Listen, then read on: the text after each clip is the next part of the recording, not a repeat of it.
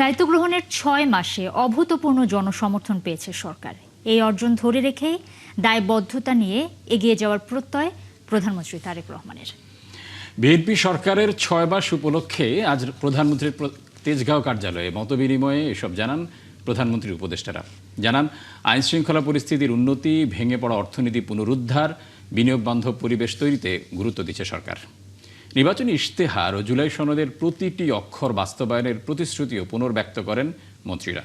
সেই সাথে চলমান জ্বালানি সংকট সমাধানে সরকারের বহুমুখী উদ্যোগের কথা তুলে ধরেন তারা। মোহাম্মদ হোসেনের প্রতিবেদনে বিস্তারিত।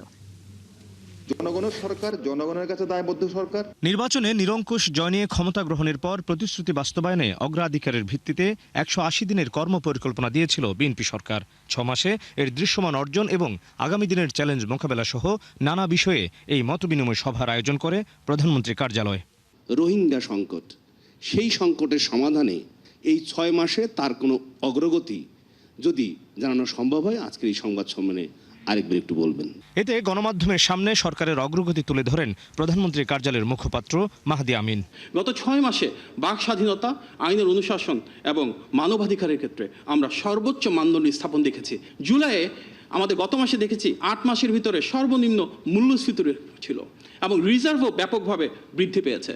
ইতিমধ্যে সরকার ব্যবসাকে সহজ করবার জন্য, বিদেশি বিনিয়োগ আসার জন্য প্রফিট রিপ্যাট্রিয়েশনের যে অ্যামাউন্ট, সেটাকে অনেকটুকু বেরিয়ে দিয়েছে। বিনিয়োগ বান্ধব নীতিমালার পাশাপাশি বিভিন্ন ইকোনমিক জোন এবং ইপিজেড তৈরি করা হচ্ছে এবং বিশ্বের বিভিন্ন দেশের ব্যবসায়ীদের অনুরোধে বিভিন্ন বন্দরগুলো যেন ২৪ ঘন্টা চালু থাকে সে বিষয়ে উদ্যোগ নেওয়া হয়েছে। যেহেতু বাংলাদেশে সবুজ বিপ্লব হচ্ছে, দেশব্যাপী বৃক্ষরোপণ এবং খাল খনন কর্মসূচিরও চলছে, সোলার এনার্জির উপর আমরা প্রায়োরিটাইজ করছি, কিভাবে সেটাকে কার্বন ক্রেডিট প্রাপ্তির সাথে সন্নিবেশ করা যায় এ বিষয়ে কাজ চলমান রয়েছে। এ সময় প্রধানমন্ত্রীর উপদেষ্টা রুহুল কবির রিজভী জানান, ভেঙে পড়া অর্থনীতি পুনরুদ্ধার, বিনিয়োগ বান্ধব পরিবেশ সৃষ্টির পাশাপাশি সামাজিক সুরক্ষা, অবকাঠামো উন্নয়নে প্রতিশ্রুতি বাস্তবায়নের কাজ করছে সরকার। প্রাকৃতিক দুর্যোগ এবং আন্তর্জাতিক বিভিন্ন ঘটনা প্রবাহ আমাদের যে স্মুথ যে উন্নয়নের যে গতি, সেখানে অনেকটা বাধা হয়েছে। সামাজিক সুরক্ষা থেকে শুরু করে অবকাঠামোগত উন্নয়ন, সেখান থেকে শুরু করে কি শিক্ষা, কি স্বাস্থ্য, প্রত্যেকটি ক্ষেত্রে যে প্রতিশ্রুতিগুলো সেটা রক্ষার তিনি চেষ্টা করে যাচ্ছেন। চলমান জ্বালানি সংকট সমাধানের আশ্বাস দিয়ে আরেক উপদেষ্টা নজরুল ইসলাম খান বলেন, স্বাক্ষরিত জুলাই সনদের প্রতিটি দফা অক্ষরে অক্ষরে বাস্তবায়ন করবে সরকার। আজকে যারা সংসদে বিরোধী দল, তাদেরও নোট রিসেন্ট আছে, জুলাই জাতীয় সনদ পড়ে দেখেন।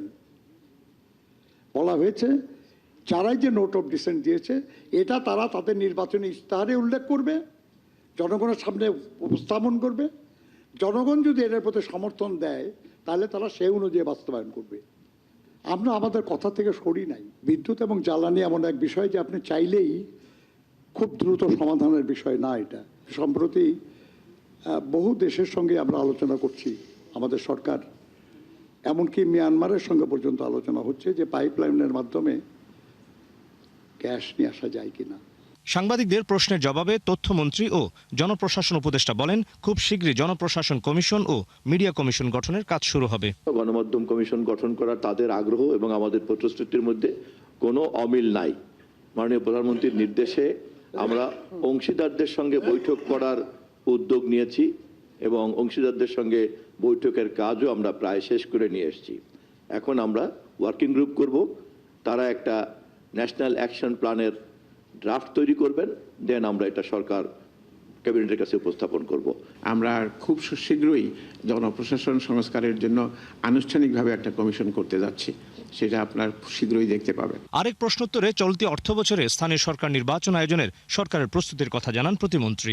চলতি অর্থ বছরের মধ্যেই স্থানীয় সরকারের 5টি নির্বাচনে সম্পন্ন হবে ইনশাআল্লাহ। 2026 সালের 17 ফেব্রুয়ারি শপথ নেয় প্রধানমন্ত্রী তারেক রহমানের নেতৃত্বাধীন বিএনপি জোট সরকার। মোহাম্মদ হোসাইন, 71, ঢাকা। এই মুহূর্তে জ্বালানি সংকট নিয়ে বেশ বেকায়দায় সরকার। নির্বাচিত সরকারের 6 মাসের মূল্যায়ন করতে গিয়ে এই সংকট মোকাবেলা করতে না পারাকেই বড় করে দেখছে সংসদের বিরোধী দল। অন্যদিকে সংস্কার বাস্তবায়ন না করাকেও সরকারের ব্যর্থতা বলে মনে করছেন তারা। বিরোধী দলীয় নেতা ডক্টর শফিকুর রহমান বলছেন, এসব কিছুর কারণেই কিছু ভালো কাজ থাকলেও তা মন্দের খাতায় চাপা পড়ে গেছে। শাহিদুজ্জামান সাকিবের প্রতিবেদনে বিস্তারিত। আমি তারেক রহমান চব্বিশের গণঅভ্যুত্থানের ১.৫ বছর পর ১৭ই ফেব্রুয়ারি জাতীয় সংসদের দক্ষিণ প্লাজায় শপথ নেয় তারেক রহমানের নেতৃত্বাধীন মন্ত্রিসভা। সরকার প্রধান নিজেই তার মন্ত্রিসভার ১৮০ দিনের কাজের মূল্যায়নের ঘোষণা দেন। সংসদের বিরোধী জোট মনে করে জুলাই সনদ ও গণভোটের আলোকে সংস্কার নিয়ে কোনো কিছু না করা সরকারের গোড়ায় গলদ। সরকার প্রথম দিনই সংবিধান সংস্কার পরিষদের শপথ গ্রহণ করে না এবং সেই দিন থেকেই সরকার দল এবং বিরোধী দল তাদের মাঝে একটা মতভিন্নতার জায়গা তৈরি হয়। আমরা এই ৬ মাস ধরেই সংসদে এবং সংসদের বাইরে বলে আসছি যে সরকারকে যদি ভালো করে ফাংশন করাতে হয় এবং সামনের দিনে যদি আমরা একটা ফিসিবাদী কাঠামো থেকে উত্তরণ করতে চাই তাহলে অবশ্যই আমাদেরকে সংস্কারের প্রত্যেকটা পয়েন্ট বাস্তবায়ন করতে হবে। এই ৬ মাসের সময়কালে নাগরিকের যে প্রত্যাশা ছিল গণ অভ্যুত্থানের পরে আমরা যেরকম একটা উচ্চাশা রেখেছিলাম একটা নির্বাচিত সরকারের কাছে, সেই প্রত্যাশার জায়গাটা পূরণ করতে তার একেবারেই ব্যর্থ হচ্ছে এবং কোনোভাবেই তার ধারে কাছেও তারা পৌঁছাতে পারছে না। এদিকে এই ৬ মাসে আইন শৃঙ্খলা পরিস্থিতি নিয়েও আছে নানা অভিযোগ। অন্যদিকে জ্বালানি সংকট মোকাবেলা করতে হিমশিম খাচ্ছে সরকার। বিরোধী দলীয় নেতা মনে করেন আইন শৃঙ্খলা পরিস্থিতির উন্নতিতে সরকারকে তেমন মার্কস দেয়া সম্ভব হচ্ছে না। আইন শৃঙ্খলার অবনতি, দ্রব্যমূল্যের ঊর্ধ্বগতি এবং চুরি ছিনতাই যেগুলো চতুর্দিকে শুরু হয়েছে, তার মতে সংকট হতে পারে আগে থেকে এমনটা জানার পরও জ্বালানি নিয়ে ভালো কোনো পরিকল্পনা নেয়নি সরকার। এর ফলে মানুষের ভোগান্তি চরমে। ওনারা বলতেন যে নির্বাচন হয়ে গেলে সব কিছু ঠিক হয়ে যাবে, তো নির্বাচন তো হয়ে গেল, ৬ মাসও চলে গেল, এখন ঠিক না হয়ে বেঠিকটা বাড়তেছে কেন? কিছু ভালো কাজ যদি হয়েও থাকে কিন্তু জনজীবনের এই সাফারিংগুলোর নিচে এগুলো সব চাপা পড়ে যাচ্ছে। মানুষ নামাজে আসে, আমাকে বলতেছে গ্যাস দেন, গ্যাস নাই, পানি দেন, পানি নাই। বিদ্যুৎ অবশ্য এখানে শহর হওয়ার কারণে কিছুটা ভালো, কিন্তু গ্রামে তো মানুষ একবারে মরে যাওয়ার উপক্রম হয়ে যাচ্ছে। আমরা এগুলা নিয়ে মনে করি যে সংসদে অর্থবহ আলোচনা করা উচিত। তবে সরকারের ৬ মাসের সফলতা কিংবা ব্যর্থতার চূড়ান্ত মূল্যায়ন জনগণের উপরই ছেড়ে দিতে চান বিরোধী নেতারা। সরকার কতটুকু সফল বা বিফল এটা জনগণ মূল্যায়ন করবে। শাহেদুজ্জামান সাকিব, ৭১, ঢাকা। জুলাই মানবতা বিরোধী অপরাধে ফাঁসির দণ্ডপ্রাপ্ত শেখ হাসিনাকে আইনি প্রক্রিয়াতেই দেশে ফেরত আনা হবে বলে জানিয়েছেন চিফ প্রসিকিউটর। তবে শেখ হাসিনা ঠিক কোন স্ট্যাটাসে ভারতে অবস্থান করছেন তা জানেন না বলে তার দাবি। সেই সাথে ওবায়দুল কাদের, নাসিম আরাফাত সহ ৭ জনের বিরুদ্ধে করা মামলার রায় যে কোনো দিন হবে বলে জানিয়েছেন আন্তর্জাতিক অপরাধ ট্রাইব্যুনাল। আরও জানাচ্ছে সিফাত ফারুকী। স্বৈরাচারী শাসক শেখ হাসিনাকে ফেরত পাঠানোর বিষয়টি ভারতের আদালতে চূড়ান্ত হবে। সম্প্রতি এমন প্রতিবেদন প্রকাশ করে দেশটির শীর্ষস্থানীয় একটি সংবাদ মাধ্যম। এ প্রসঙ্গে আন্তর্জাতিক অপরাধ ট্রাইব্যুনালের চিফ প্রসিকিউটর বলেন, শেখ হাসিনা ভারতে কোন স্ট্যাটাসে আছেন এ বিষয়ে কিছু জানেন না তারা। একটা পত্রিকা কি কারণে কি লেখে সেটার উপরে বেসিস করে তো আমাদের কোনো বক্তব্য বলা ঠিক না। কারণ এটা ইন্ডিয়ান এক্সপ্রেস নামে যে কাগজটি তারা বলেছে, সেই ইন্ডিয়ান এক্সপ্রেস কিন্তু সবিস্তারে কিছু বলে নাই। এই নিউজটার মধ্যে শুধু বলেছে আদালতের অনুমতি লাগবে। সেটা উনি কোন অনুমতি, উনি কি রাজনৈতিক আশ্রয়ে রয়েছে ওখানে, আমরা শেখ হাসিনা কি স্ট্যাটাসে ওখানে আছেন এটা কিন্তু আমরা ক্লিয়ার এখন পর্যন্ত জানি না। শেখ হাসিনাকে প্রত্যর্পণ করার জন্য যে আবেদন, এটা একটি আইনি প্রক্রিয়া। সেই আইনি প্রক্রিয়ার মধ্য দিয়ে তাকে আনার জন্য বাংলাদেশ সরকার প্রয়োজনীয় পদক্ষেপ নিয়েছে। এদিকে জুলাই মানবতা বিরোধী অপরাধে কার্যক্রম নিষিদ্ধ আওয়ামী লীগের সাধারণ সম্পাদক ওবায়দুল কাদের, জ্যেষ্ঠ নেতা বাহাউদ্দিন নাসিম ও সাবেক তথ্যমন্ত্রী আরাফাত সহ দলটির অঙ্গ ও সহযোগী সংগঠনের ৭ জনের বিরুদ্ধে করা মামলার যুক্তিতর্ক শেষ হয়েছে। আওয়ামী লীগের সাধারণ সম্পাদক এবং সাবেক সেতুমন্ত্রী জনাব ওবায়দুল কাদের সহ আওয়ামী লীগের শীর্ষ ৭ নেতৃবৃন্দের মানবতা বিরোধী অপরাধের মামলার আজকে যুক্তিতর্ক শেষে ট্রাইব্যুনাল আদেশ দিয়েছেন যে আগামী যে কোনো দিন রায়। তবে রাষ্ট্রনিযুক্ত আইনজীবীরা আসামিদের নির্দোষ দাবি করে খালাস চেয়েছেন। ক্যাম্পাসে উপস্থিতিই হচ্ছে অফেন্স না। আমি আমার ক্যাম্পাসে উপস্থিত থাকবো, আমি মিছিলে উপস্থিত থাকবো, উপস্থিতি itself amount to an offence, এটা তো হতে পারে না। অরিজিনাল সাক্ষী, আত্মীয় স্বজন, মৃতের আত্মীয় স্বজন যারা ভিকটিম হয়েছে তারা কেউই আমার আসামি আরাফাত বা কি বলে ওবায়দুল কাদের, বাহাউদ্দিন নাজিমকে জড়িত করে কোনো সাক্ষ্য দেয়নি যে তারা গুলি করেছে, তারা মেরেছে, তারা হত্যা করেছে। আসামিদের বিরুদ্ধে জুলাই আন্দোলন দমনে হত্যা ও উস্কানির পরিকল্পনা, সহযোগী সংগঠনের অপব্যবহার ও গণমাধ্যম নিয়ন্ত্রণ সহ বেশ কয়েকটি অভিযোগ আনা হয়েছে।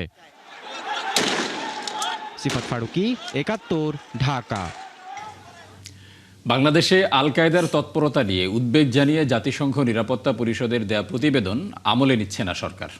দুপুরে সচিবালয়ে স্বরাষ্ট্রমন্ত্রী সালাউদ্দিন আহমদ বলেন, অনুমান নির্ভর প্রতিবেদনের ভিত্তিতে সরকার কোনো পদক্ষেপ নিতে পারে না।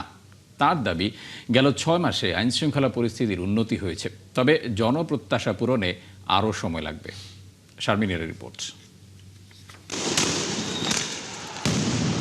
২৪শে জুলাই অভ্যুত্থানে পুলিশ বাহিনীকে ফ্যাসিস্ট সরকার নিজের প্রয়োজনে ব্যবহার করার অভিযোগ ওঠে। সেই থেকে নানা কর্মকাণ্ডে পুলিশের প্রতি মানুষের আস্থা কমতে থাকে। ভাবমূর্তি পুনরুদ্ধারে পুলিশের পোশাক পরিবর্তনের সিদ্ধান্ত নেয় অন্তর্বর্তী সরকার। গঠন করা হয় পুলিশ সংস্কার কমিশন। বিএনপি সরকার দায়িত্ব নেওয়ার ১৮০ দিনে কতটা উন্নতি হলো আইন শৃঙ্খলার পরিস্থিতির জানতে চাওয়া স্বরাষ্ট্রমন্ত্রীর কাছে। আইন শৃঙ্খলা নিয়ে সন্তুষ্টির বিষয়টা জনগণ বলবে। আমরা তো সবসময় বলবো আমরা আইন শৃঙ্খলা পরিস্থিতি উন্নত করতে পেরেছি, তবে জনপ্রত্যাশা অনুযায়ী উন্নীতকরণের জন্য আরও সময় লাগবে। আমাদের এখন মাত্র ৬ মাস পার হলো, এর মধ্যে আমরা অনেক সংস্কার কাজ করেছি এবং আইন শৃঙ্খলা রক্ষাকারী বাহিনীর প্রশংসনীয় বিভিন্ন উদ্যোগ আপনারা দেখতে পেয়েছেন। সম্প্রতি জাতিসংঘের এক প্রতিবেদনে বলা হয়েছে, বাংলাদেশে নিজেদের ঘাঁটি ও গোপন সেল গড়ে তোলার চেষ্টা করছে আল কায়েদা। এ বিষয়ে জানতে চাইলে স্বরাষ্ট্রমন্ত্রী বলেন, তিনি এখনো প্রতিবেদনটি পড়েননি, বিষয়টি আমলে নিচ্ছে না সরকার। আমি শুনেছি, সেটা পড়িনি, ওখানে হয়তো কিছু অবজারভেশন দিতে পারে, আমি না দেখে বলতে পারবো। আমরা এগুলো আমলে নিচ্ছি না, রিপোর্টে এখনো পড়িনি। তাছাড়া আমি যতটুকু শুনেছি পত্রিকান্তরে, সেটা ওখানে বলা হয়েছে যে তারা একটা এজিউম করেছে, একটা অনুমান করেছে। স্বরাষ্ট্রমন্ত্রী দাবি করেন, সরকারের ১৮০ দিনে বাস্তবায়ন হওয়া কর্মসূচিগুলো প্রশংসিত হয়েছে। আমরা আশা করি ১৮০ দিনের মধ্যে সরকারের বাস্তবায়িত এবং যেগুলো শুরু করেছে ইনিশিয়েটেড অনেক কর্মসূচি, এগুলো প্রশংসিত হয়েছে। শারমিন মীরা, ৭১, ঢাকা।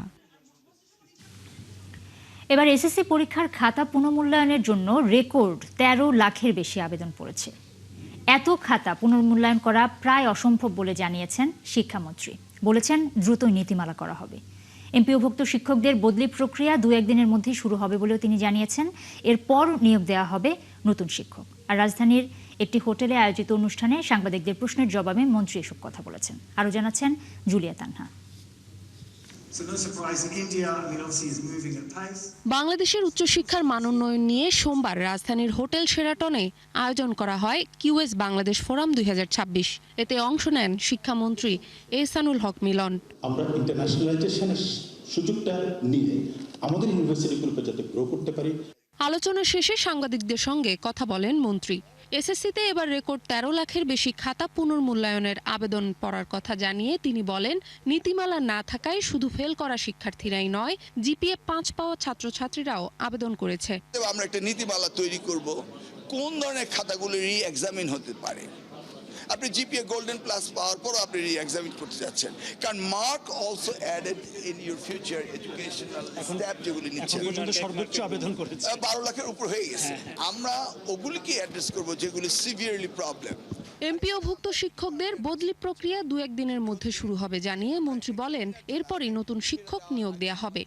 যারা বিভিন্ন দূর দূরান্তে পোস্টিং রয়েছে, সেটা ট্রান্সফারের ব্যবস্থা আমরা আশা করছি আজকালের মধ্যেই সেটা শুরু করতে যাচ্ছি, ট্রান্সফারের বিষয়টা। তারপরে আমরা নিউ রিক্রুটমেন্টের দিকে যাচ্ছি। আমাদের স্কুলে, গভর্নমেন্ট স্কুলে রিক্রুটমেন্ট পিছিয়ে আছে, সেটার জন্য আমরা পিএসসির সাথে we are keep on connecting with them, এবং কিছু কিছু করে পাচ্ছি। আমাদের কলেজের শিক্ষক স্বল্পতা রয়েছে, সেটাকেও আমরা অ্যাড্রেস করছি।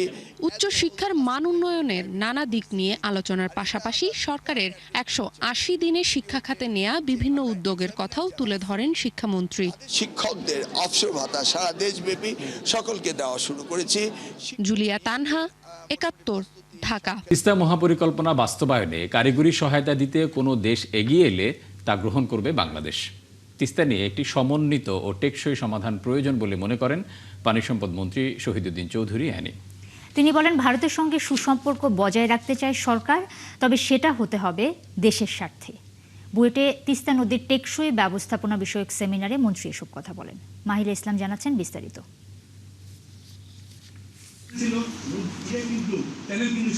শুকনো মৌসুমে ভারত একতরফাভাবে পানি প্রত্যাহার করায় বাংলাদেশের উত্তরাঞ্চলে দেখা দেয় তীব্র পানি সংকট। 2011 সালে তিস্তা পানি বন্টন চুক্তির খসড়া হলেও পশ্চিমবঙ্গ সরকারের আপত্তিতে তা এখনো বাস্তবায়িত হয়নি। তিস্তা সংকটের টেকসই সমাধানের ধারাবাহিক আলোচনার অংশ হিসেবে সোমবার বুয়েটে আয়োজিত তিস্তা নদীর টেকসই ব্যবস্থাপনা বিষয়ক সেমিনারে উঠে আসে নদী ব্যবস্থাপনার নানা সমস্যা ও সম্ভাবনার কথা। আমাদের মাননীয় প্রধানমন্ত্রীর যে প্রায়োরিটি আইটেমগুলো থাকবে ভারতের সাথে সলভ করার জন্য, তাতে গঙ্গার উপরে চুক্তি, তিস্তার উপরে একটা চুক্তি, তিস্তার চুক্তি হলে আমি জানবো আমি কতটুকু পানি পাবো। তিস্তা টেকসই ব্যবস্থাপনা বাস্তবায়নের পাশাপাশি সেখানে আমরা ভারতের সঙ্গে আমরা আমাদের তিস্তা চুক্তি যেন আমরা একটা চুক্তি করতে পারি, সে বিষয়ে আমরা আমাদের যারা এই বিষয়ে টেকনিশিয়ান আছেন, যারা কাজ করেন, তাদেরকে সমন্বয়ে আমরা কাজ করব। সেমিনারে দুর্যোগ ব্যবস্থাপনা ও ত্রাণ মন্ত্রী বলেন, তিস্তা মহাপরিকল্পনা দ্রুত ও টেকসইভাবে বাস্তবায়ন করতে চায় সরকার। কতটুকু গ্রহণযোগ্য হবে, নদীর গতি প্রকৃতি কি হবে, ভবিষ্যতে এটা কতটুকু কার্যকরী থাকবে কি থাকবে না, এ বিষয়টা আপনারা মতামত দিবেন। আমি তিস্তাপাড়ের মানুষ হিসেবে সেটাই বলবো, এটা অল্প সময়ের ভিতরে কার্যকর করা উচিত। অনুষ্ঠানে প্রধান অতিথির বক্তব্যে পানি সম্পদ মন্ত্রী বলেন, তিস্তা মহাপরিকল্পনা সরকারের জন্য একটি বড় চ্যালেঞ্জ। এটি বাস্তবায়নে ব্যর্থ হলে তিস্তা পাড়ের মানুষের দুর্ভোগ আরো বাড়বে। তিস্তা মহাপরিকল্পনা নামে হোক অথবা আমরা এই প্রকল্পটাকে বাস্তবায়ন করার স্বার্থে যা যা করা দরকার আমরা সে বাস্তবায়নের দিকে এগিয়ে যাব। তিনি জানান, দেশের স্বার্থ প্রাধান্য দিয়েই প্রতিবেশী দেশগুলোর সঙ্গে সুসম্পর্ক বজায় রাখতে চায় সরকার। বন্ধু দেশেই তো বন্ধু দেশের স্বার্থ রক্ষা করবে। আমাদের স্বার্থের প্রতি তারা নজর দিবেন, আমাদের সঙ্গে তাদের বন্ধুত্বের সম্পর্কের অবনতি হোক, এটা কখনো আমরা চাই না। তিস্তা মহাপরিকল্পনা বাস্তবায়নের প্রয়োজনে টেকনিক্যাল সহায়তার জন্য অন্য দেশের সহযোগিতা নেয়ার কথাও জানান মন্ত্রী। কোন দেশও যদি আমাদেরকে এই সাপোর্ট, টেকনিক্যাল সাপোর্ট দেওয়ার জন্য এগিয়ে আসেন, অবশ্যই আমরা সেটাকে সাদরে গ্রহণ করব। মাহিলা ইসলাম, ৭১, ঢাকা। আরও সহজ হলো কৃষি ঋণ পাওয়ার প্রক্রিয়া। এখন থেকে কোনো জামানত ছাড়াই ৫ লাখ টাকা পর্যন্ত পাবেন কৃষকরা। তবে এই অর্থ বিতরণের স্বচ্ছতা নিশ্চিতে পর্যবেক্ষণ করবে বাংলাদেশ ব্যাংক। এ নিয়ে আজ এক সংবাদ সম্মেলন হয়েছে, যেখানে জানানো হয়েছে যে চলতি অর্থ বছরে মোট বিতরণের লক্ষ্যমাত্রা ৬০,০০০ কোটি টাকা, যা আগের অর্থবছর থেকে বাড়ল ৫৪%। প্রতিটি ব্যাংকের মোট ঋণের অন্তত ৪% কৃষিতে বিতরণের বাধ্যবাধকতা রাখা হয়েছে। মিসবাহ হাসানের রিপোর্ট। প্রতি বছর কৃষিতে মোটা অঙ্কের ঋণ বিতরণের লক্ষ্যমাত্রা ধরা হলেও তা অর্জন করতে পারে না ব্যাংকগুলো। অন্যদিকে অর্থ না পাওয়ার অভিযোগও থাকে কৃষকদের, কেননা প্রয়োজনীয় জামানত ও কাগজপত্রের যোগান বড় সমস্যা। তবে এবার সেই প্রক্রিয়া আরো সহজ করতে যাচ্ছে বাংলাদেশ ব্যাংক। সংবাদ সম্মেলনে বলা হয়, কোনো ধরনের জামানত ছাড়াই ৫ লাখ টাকা পর্যন্ত ঋণ পাবেন প্রকৃত কৃষক। এক্ষেত্রে বিতরণের স্বচ্ছতা নিশ্চিতে নজরদারি করবে নিয়ন্ত্রক সংস্থা।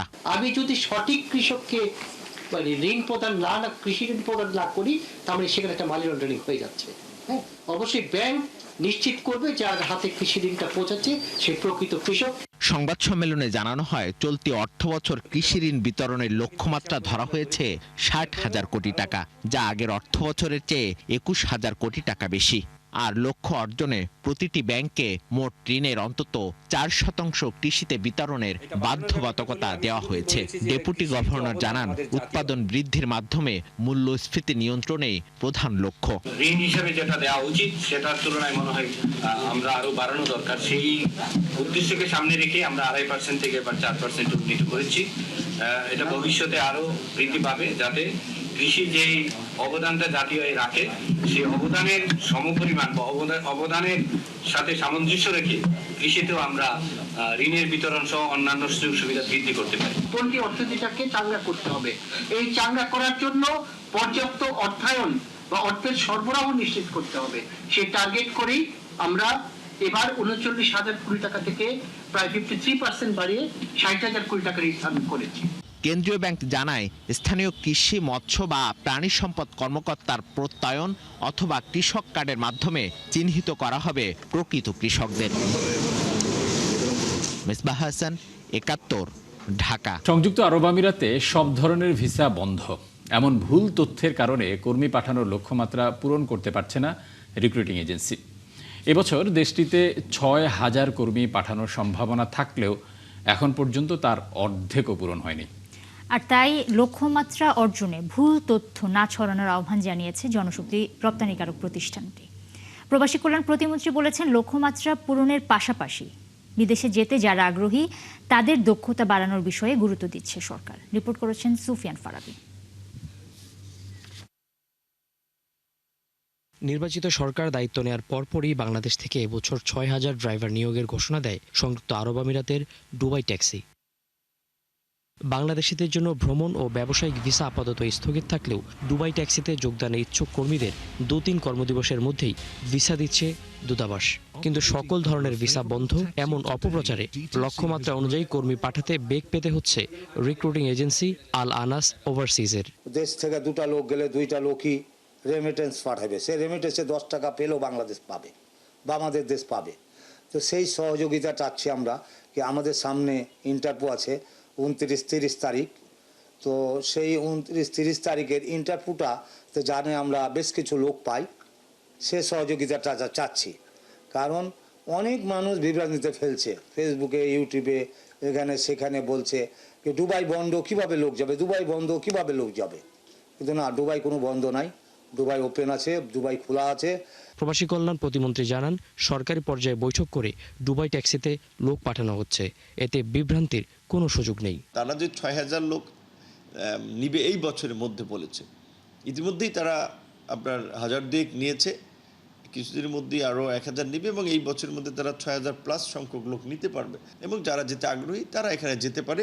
এবং আমরা খোঁজখবর নিয়েও দেখেছি যে অন্যান্য ভিসায় যেতে যত বেশি খরচ হয়, এখানে ওনারা খুব বেশি টাকাও নিচ্ছেন না। তিনি বলেন, ভাষাগত দক্ষতা অর্জনের মাধ্যমে আরব আমিরাতের বিভিন্ন প্রতিষ্ঠানে কাজ করার সুযোগ রয়েছে বাংলাদেশিদের। এবং এইখানে যারা ড্রাইভিংয়ে যেতে চায় তাদের একটু বেসিক ইংলিশ দক্ষতা প্রয়োজন। সেক্ষেত্রে বেসিক ইংলিশ বলতে মনে করেন কৌশলগতভাবে যদি আমি বলি যে 20 থেকে 25টা বাক্য যদি সে মুখস্থ করে যেতে পারে তাহলে কিন্তু তার কাজের সমস্যা হবে না। দুবাই ট্যাক্সিতে সংযুক্ত আরব আমিরাতে বর্তমানে কাজ করছেন প্রায় 10,000 বাংলাদেশি। আরও বেশি দক্ষ কর্মী নিতে চলতি মাসে ঢাকায় আসছেন দুবাই ট্যাক্সি কোম্পানির একটি প্রতিনিধি দল। সুফিয়ান ফারাবি, ৭১, ঢাকা। চট্টগ্রামের পাহাড়তলীতে কাভার্ড ভ্যান চালক সজীব হত্যা মামলায় 3 আসামির মৃত্যুদণ্ডের আদেশ দিয়েছে আদালত। পাশাপাশি প্রত্যেককে 50,000 টাকা করে অর্থদণ্ড দেওয়া হয়েছে। দুপুরে চট্টগ্রামের অতিরিক্ত মহানগর দায়রা জজ পঞ্চম আদালতের বিচারক তাজুল ইসলাম এই রায় দেন। সাজাপ্রাপ্ত আসামিরা হলেন নুরুল আমিন শাহজাহান এবং নুরুল আলম টুটুল। 2021 সালের 25 অক্টোবর মালামাল নিয়ে চট্টগ্রামের উদ্দেশ্যে বের হয়ে নিখোঁজ হন নোয়াখালীর চাটখিলের কাভার্ড ভ্যান চালক সজীব। এরপর 27 অক্টোবর দুপুরে পাহাড়তলী থানার টোল রোড এলাকায় একটি কৃষি জমি থেকে তার মৃতদেহ উদ্ধার করে পুলিশ। এই ঘটনায় নিহতের ভাই বাদী হয়ে মামলা করেন। আসামিদের মধ্যে নুরুল আমিন এবং শাহজাহান বর্তমানে পলাতক থাকায় তাদের বিরুদ্ধে গ্রেফতারি পরোয়ানা জারি করা হয়েছে। অন্য আসামি টুটুলকে কারাগারে পাঠানো হয়েছে। মৌসুমী নিম্নচাপের প্রভাবে উত্তাল বঙ্গোপসাগর। দেশের 4 সমুদ্র বন্দরে বহাল রয়েছে 3 নম্বর স্থানীয় সতর্ক সংকেত। পটুয়াখালীর কুয়াকাটায় স্বাভাবিক জোয়ারের চেয়ে পানির উচ্চতা বেড়েছে 3 থেকে 5 ফুট। প্রচণ্ড ঢেউয়ে Kuakata 0 point, tourist police box ও পূর্ব পশ্চিম সৈকতের বিভিন্ন স্পটে ভাঙন দেখা দিয়েছে। মিলন কর্মকার রাজুর তথ্য ও ছবিতে প্রতিবেদন। গত 3 দিনে ঢেউয়ের তোড়ে কুয়াকাটার অন্তত 10 ফুট সৈকত ভেঙে গেছে। ঝুঁকিতে পড়েছে পশ্চিমের ব্লক পয়েন্ট। স্থানীয় লোকজন ও পর্যটকরা বলছেন, যেভাবে ভাঙন শুরু হয়েছে এতে দ্রুত ব্যবস্থা না নিলে বিস্তীর্ণ সৈকত ও বিভিন্ন গুরুত্বপূর্ণ স্থাপনা শিগগিরই বিলীন হবে। বাদ দেওয়া হয় না ভালোভাবে, এখানে মনে করেন ঢেউয়ে ভেঙে যাইতেছে চার কোনা। এই জিরো বাইক গুলো আলটিমেটলি মানে ধসে পড়ছে, এই জন্য কিনারায় থাকা সবকিছুই আসলে মানে একটা হুমকির মধ্যে আছে। বৃষ্টি ও সাগর উত্তাল থাকায় কলাপাড়ার মৎস্য বন্দর, অলিপুর ও মহিপুরের ঘাট সহ বিভিন্ন মোহনায় আশ্রয় নিয়েছে সব মাছ ধরার ট্রলার। জেলে ও ব্যবসায়ীরা জানান, এবার প্রাকৃতিক দুর্যোগ ও অবৈধ ট্রলিং বোটের কারণে মাছ শিকার করা যাচ্ছে না। পরিমাণে আমরা সাগরে জাল বাইতে পারি না, ঠিক আছে, জালের উপর থেকে বোট চালাই গেলে ও জাল কাটে ফেলায়। এই অবৈধ ট্রলিংগুলো প্রচলিত হওয়ার পরে আমরা সাধারণত জেলেরা, ক্ষুদ্র জেলা নিঃস্ব হয়ে যাচ্ছি। তাহলে জেলেরা বলাবে আমাদের যত ঋণগ্রস্ত করে কাজবাজ করছি, আমাদের পথের ভিখারি হইতে হবে লাস্টে। এদিকে কলাপাড়ার ভেঙে যাওয়া সদরপুর স্লুইস, জামালপুর বেড়িবাঁধ, পশ্চিম লোদা গ্রামের রিং বেড়িবাঁধ মেরামত না করায় আতঙ্কে রয়েছেন 10টি গ্রামের মানুষ। কলাপাড়ার খেপুপাড়া আবহাওয়া কর্মকর্তা জানান, সুস্পষ্ট লঘুচাপটি মৌসুমী নিম্নচাপে পরিণত হওয়ায় পায়রা সমুদ্র বন্দরকে 3 নম্বর স্থানীয় সতর্ক সংকেত দেখাতে বলা হয়েছে।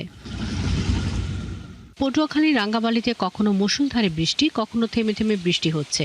উত্তর বঙ্গোপসাগরে থাকা নৌকা ও ট্রলারগুলোকে পরবর্তী নির্দেশ না দেয়া পর্যন্ত সাবধানে চলাচলের পরামর্শ দিয়েছে আবহাওয়া অফিস। শাকিলা শম্পা, ৭১। দর্শক, চলছে সংবাদ সংযোগ। সরাসরি সংবাদ অনুষ্ঠান দেখতে চোখ রাখুন ৭১-এর ফেসবুক পেজে এবং সাবস্ক্রাইব করুন ৭১-এর ইউটিউব চ্যানেল। থাকুন ৭১-এর সাথেই।